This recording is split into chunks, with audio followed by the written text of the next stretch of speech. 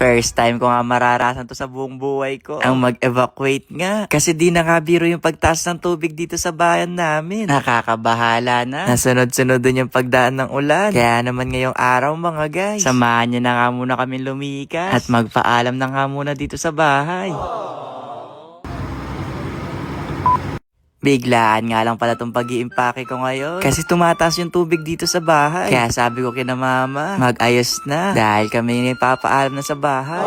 Ayaw pa nga ni na mama nung una. Kasi baka humupa pa yung tubig. Pero sabi ko, G na kami. Kasi para makasigurado nga. Na senior citizen na pa naman yung mga yun. Kaya dapat kapag ba may mga gantong klaseng sitwasyon, nasa ligtas silang lugar. Naalala pa yung mga gamit. Sabi ko naman, pwede na mapalitan tong mga to. Kaya kapag daw nasira to, mga guys, palitan ko daw. De mga guys, bago nga kami lumikas, sinigurado muna nga namin na nakataas lahat ng mga gamit para ba in case na mas tumaas pa yung tubig, konti lang yung matatamaan. Na alam nyo pala mga guys, medyo mabigat nga sa pakiramdam yung pag-alis namin ngayon. Kasi di ko nga expect talaga itong mangyayari to. Dati kasi talaga mga guys, kapag binaba kami dito, matagal na yung 1 week. Kaya di talaga namin nararanasan mag-evacuate. Kaya thank you talaga kay Kuya JR. Kasi siya nga yung tumulong sa amin para makalipat mga guys.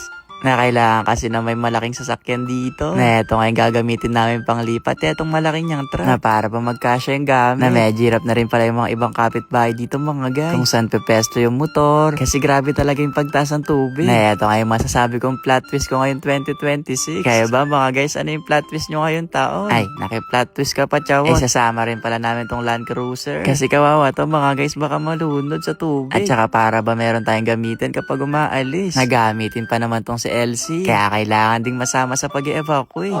Baka mamiss kami no mga guys kapag iniwan namin siya. Chot! Binalikan na nga rin pala namin si Papa. Nagtataka nga siya dyan kung saan kami pupunta. Na eto nga lang sa pinakamahirap na part sa amin mga guys. Yung bit-bit namin si Papa. Lalo di pa siya nakakalakad. Sinabay na rin pala namin tong isa naming motor. Kasi promise gamitin talaga tong kolong. Kaya thank you sa mga kapitbahay kong tumulong. Shout out sa inyo mga guys. Na ako na nga bumalik dito sa bahay para ba magsara. At masigurado na nakalak nga lahat ng mga pintuan. Kaya paalam muna sa aming bahay. Mamimiss kita. Na ayaw man kitang iwan. Pero kailangan para sa kaligtasan. Nababalik na lang ulit ako pag okay na yung sitwasyon. Nakakalungkot lang din mga guys. Naiwan ko nga yung ganito yung sitwasyon yung mga kapitbahay. Kaya sabi ko dyan mag-ingat dito. Na kung kailangan lumikas na. Tapos yung pinuntahan namin mga guys, baharin no.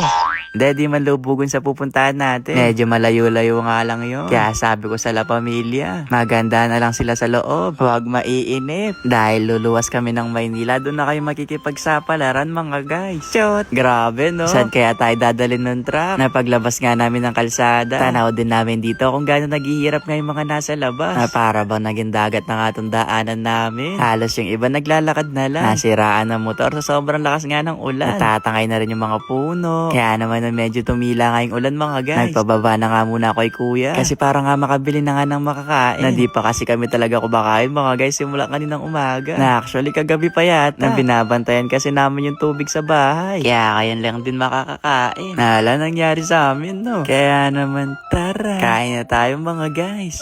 Na makalipas nga ng ilang oras na biyahe. Nakarating na nga tayo dito kung saan tayo tutuloy. Na wala kang baha dito mga guys. Di na tayo magbobota dito. Kaya safe na tayo dito mga guys. Na dito pala tayo tutuloy ng ilang araw mga guys dito sa rest house. Na antagal ko na hindi nakakapasyal dito. Kaya yung mga damo sobrang lumabong na. Kaya naman welcome po dito sa rest house.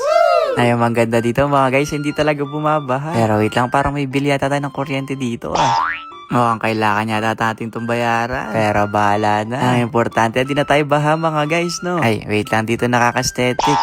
Na-miss ko nga tong lugar na to. Na medyo malayo din kasi to sa bahay mga guys. Kaya medyo natagalan bago pa nga kami lumikas. At saka sobrang dami rin talagang kinoconsider kapag maglilipat ng bahay. Pero thankful kami mga guys. Kasi may mga gamit na nga tayo dito sa rest house. At meron ba tayong lilipatan in case of emergency. Kaya naman thank you Lord. Thank you sa mga pinadala mong tao para tumulong sa amin. Kaya para sa mga nagme-message mga guys kung kamusta kami. Okay na kami mga guys. Safe naman nakalipat. Basta lagi mag-iingat Lalo may paparating na naman daw bagyo. Basta ayun lang. Bye-bye!